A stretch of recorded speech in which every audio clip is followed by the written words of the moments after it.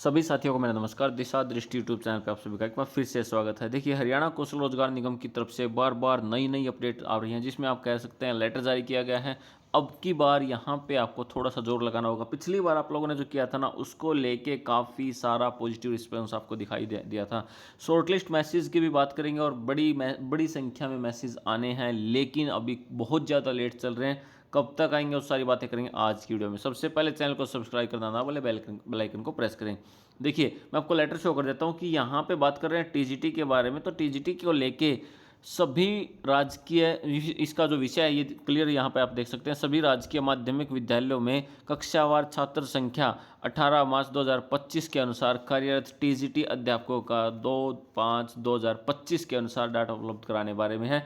और इसमें clear mention किया गया कि ये जो डाटा है ना, ये MIS पोर्टल से ना लिया जाए। कंप्लीट डाटा यहाँ पे मांगा गया है। यानी इस डाटा के आधार पे ये निश्चित किया जाएगा कितने टीचर हमारे पास है, कितने रिक्वायरमेंट अभी हमें रहती है, कितने और होंगे। वैसे टीजीटी का जो अभी जो सेकंड नोटिस जारी किया गया था, जहां से सरप्लस हुए थे, वहां से देखने के बाद अब टीजीटी अध्यापकों का डाटा जारी जो हुआ है, उसके अकॉर्डिंग ये माना जा रहा है कि टीजीटी की पोस्ट बहुत कम खाली होंगी, लेकिन फिर भी कुछ हैं। तो शॉर्टलिस्ट मैसेज की बात करेंगे। देखिए, अब बात करते हैं एचकेआरएन के कर्मचारियों को वापस लेने व अन्य मांगों को लेकर 20 मई को हड़ताल। तो एचकेआरएन के कर्मचारियों ने 20 मई को हड़ताल करने के लिए यहाँ पे 20 मई को फिर से इकट्ठे हो रहे हैं। फिर से वैसा ही जोर लगाने के लिए बात करें।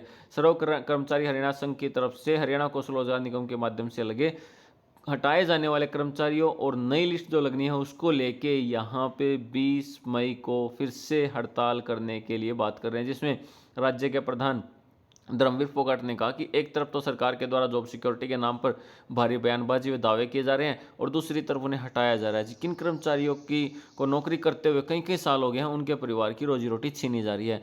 कार्य करते हुए सरकार द्वारा किया जा रहा है, यानी वह अन्याय और अमानवीय है। ऐसा लगता है कि सरकार को युवाओं के कच्चा रोजगार ही सहन नहीं है। उन्होंने कहा कि जनसेवाओं को सुचारू रूप से चलाने के लिए विभागों में खाली पड़े पदों को तुरंत भरने की आवश्यकता है, परंतु इस प्रकार से कर्मचारियों को हटाए जाने से विभागों में समस्याएं और भी ज़्यादा खराब हो रही हैं।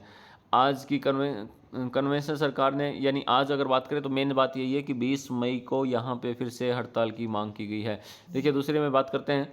अब ये दिया गया कि कर्मचारियों को हटाने के विरोध में 2 दिन तक मंत्रियों के आवास के सामने दिए जाएंगे धरने। तो यहाँ पे जो हटाए गए हैं उसके विरोध में मंत्रियों के आवास के बाहर धरने देने का भी प्रावधान यहाँ पे कुछ संगठनों के द्वारा किया जा रहा है हरियाणा में।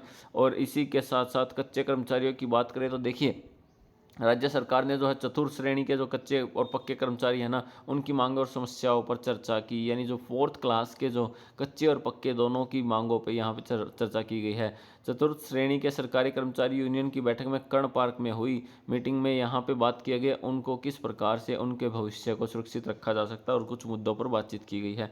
तो इसी पे विस्तार से उन्होंने बात की। हम यहाँ पे कंप्लीट अपडेट को पढ़ने में ज़्यादा टाइम नहीं लगाएंगे, लेकिन मेन बातें आपको बता देते हैं कि यहाँ पे उनके भविष्य को देखते हुए कर्मचारियों के भविष्य के लिए चर्चा की गई। और इसी में सरकार द्वारा ग्रामीण जल घरों को ग्राम पंचायत के अधीन करने का विरोध किया गया है। कर्मचारियों का कहना कि अगर जल घरों को ग्राम पंचायत के अधीन कर दिया जाता है तो यहाँ पे भ्रष्टाचार भी हो सकता है। ऑल हरियाणा PWD मैकेनिकल कर्मचारी यूनियन की बैठक में संपन्न हुई और उसमें यह बात की गई, अगर सरपंच के अंडर में लिया जाता है तो वहाँ पे भेदभाव की राजनीति भी हो सकती है, शोषण भी किया जा सकता है और भ्रष्टाचार को भी बढ़ावा मिलेगा। इसी के साथ साथ ये कहा गया है कि जो यहाँ पे विभाग के जो मंत्री हैं रणबीर गंगवा जी, और सिंचाई विभाग मंत्री श्रुति चौधरी और मुख्यमंत्री नायब सिंह सैनी के साथ इसके बारे में बातचीत की जाएगी।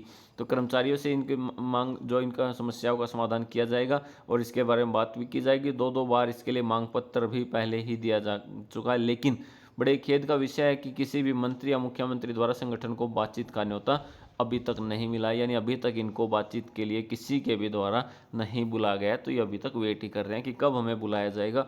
और इसी को लेके इन्होंने फिर से यहाँ पे धरना प्रदर्शन स्टार्ट किया। यानी फिर से एक तरह से इकट्ठे हुए हैं और आगे की जो इनका प्रारूप रहने वाला है उस पर बात हो रही है। तो ऐसी बहुत सारी अपडेट हैं जो एचकेआरएन से रिलेटेड हैं, शॉर्टलिस्ट मैसेज से रिलेटेड हैं, और शॉर्टलिस्ट मैसेज भी जल्दी ही आने वाले हैं। देखिए, बात करते हैं mid day meal workers union 20 मई को राष्ट्रव्यापी हड़ताल में भाग लेगी। यानी मिड डे मील के जो वर्कर्स हैं वो फिर से 20 मई को राष्ट्रव्यापी हड़ताल में जाने वाले हैं। तो 20 मई जिसमें एचकेआरएन के कर्मचारी भी हड़ताल करेंगे।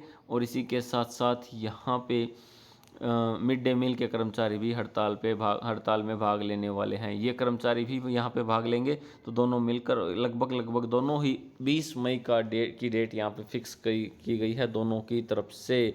और इसमें अगर बात करें तो मिड डे मील के जो कर्मचारी हैं वो भी यहाँ पे अपनी मांगों को लेके बार बार वहाँ पे अल्टीमेटम देते हैं, कभी उस सैलरी को लेके। और देखिए अब बात करें तो मिड डे मील के जो कर्मचारी हैं ना, उनकी तरफ से बार बार यहाँ पे अल्टीमेटम दिया जाता है। वो इसमें देखिए नौकरी पक्की व न्यूनतम वेतन 26,000 रुपये लागू करने को लेके mid day meal workers union 20 तारीख को राष्ट्रव्यापी हड़ताल पे जा रहे हैं। इसमें 7,000 रुपये मिलते हैं कुछ को, जो कि बहुत ही मुश्किल होता है। और कुछ ऐसे वर्कर्स भी हैं जिनको 11 सालों में वर्कर्स के मानदेय में 1 रुपये की भी बढ़ोतरी नहीं हुई, यानी जो उस समय दिया गया था वही मानदेय उनको आज भी मिल रहा है और उसमें किसी प्रकार की कोई भी बढ़ोतरी नहीं हुई है। तो कई तरह की इनकी मांगे हैं पैसे को बढ़ाने को लेके, हर साल इंक्रीमेंट को लेके, और उनकी सुरक्षा के लिए भी यहाँ पे रखा गया है। उनको 7,000, 10,000, 12,000 ऐसे ही सैलरी मिलते, लेकिन इसमें उनका कोई भी फ़ायदा नहीं होता है, घर चलाना बड़ा मुश्किल हो जाता है। और 12-12 महीने वेतन, यानी 12 महीने का वेतन उनको कई बार तो बहुत लेट भी मिलता है। तो इसमें सीटों का देखिए, अब बात करें तो सीटों का राज्य स्तरीय सम्मेलन पानीपत में 14 और 15 जून को। अब बहुत सारी अपडेट्स आपके सामने हैं, लेकिन हम यहाँ पे ऐसा भी कह सकते हैं कि इन अपडेट्स को आप यहाँ पे कह सकते हैं, सबसे पहली बात है शॉर्ट लिस्ट मैसेज की हम बात करते हैं। वैसे तो अपडेट बहुत सारी हैं जो कि कच्चे और पक्के कर्मचारियों को लेके हैं, लेकिन शॉर्ट लिस्ट मैसेज की अगर बात करें तो शॉर्ट लिस्ट मैसेज अब ये जो टीजीटी का जो लेटर जारी हुआ है, इसके लिए आप ये मान के चल सकते हैं कि लगभग अभी आपको 1 महीना और वेट करना पड़ सकता है। उसके बाद कंप्लीट डाटा इकट्ठा होगा और उसके बाद कहीं शॉर्ट लिस्ट मैसेज आएंगे। यानी अभी नेक्स्ट टाइम में, अभी आने वाले 1 हफ्ते में, 15 दिन में, 10 दिन में बहुत ही कम चांसेस है, लेकिन 10 दिन के बाद थोड़े से चांसेस बनते हैं कि शॉर्ट लिस्ट मैसेज आने फिर से स्टार्ट हो सकते हैं कुछ पोस्ट के लिए, जिसमें हम बात कर सकते हैं 103 प्रकार की वैकेंसीज़ के लिए। और कुछ ऐसी पोस्ट भी हैं जो 103 प्रकार की वैकेंसीज़ में आती है, और इसी के साथ साथ कंडक्टर के लिए भी कुछ शॉर्ट लिस्ट मैसेज हो सकते हैं। लेकिन अगर बात करें टीजीटी, पीजीटी और पीआरटी के, तो उनके चांसेस बहुत ही कम बनते हैं। उनके मैसेज अब आ सकते हैं तो वो सिर्फ और सिर्फ गर्मी की छुट्टियों के बाद आने की ही पॉसिबिलिटी बनती है। तो यहाँ पे शॉर्ट लिस्ट मैसेज का धमाका होगा, लेकिन टीचिंग लाइन की पोस्ट के लिए ना होकर अदर पोस्ट के लिए होना ज़्यादा लगता है। और यहाँ पे देखिए इस नोटिस से आप देख भी सकते हैं, इसमें क्लियर मेंशन भी किया गया कि डाटा मांगा गया है, तो यहाँ पे अब वो वेरीफाई करेंगे कितने पोस्ट खाली हैं, कितने हमारे रिक्वायरमेंट है और कितने नहीं है, तो उसी के अकॉर्डिंग आप लोगों को यहाँ पे मैसेज मिलेंगे। तो बहुत बेसब्री से इंतज़ार हो रहा है शॉर्ट लिस्ट मैसेज का, लेकिन सरकार थोड़ी सी सोई हुई है, यहाँ पे उसका ज़्यादा ध्यान नहीं है HKRN को लेके स्पेशली। लेकिन बार बार लोगों का ट्राई किया जा रहा है सरकार को जगाने का, जिसमें आप यहाँ पे ये भी कह सकते हैं जो 20 मई को मैंने आपको शो किया, तो यहाँ पे सरकार को दिखाने का ही एक एफर्ट है। तो इसी प्रकार के अपडेट्स के लिए जुड़े रहे हमारे यूट्यूब चैनल से। चैनल को लाइक, शेयर और सब्सक्राइब जरूर करें। Thank you.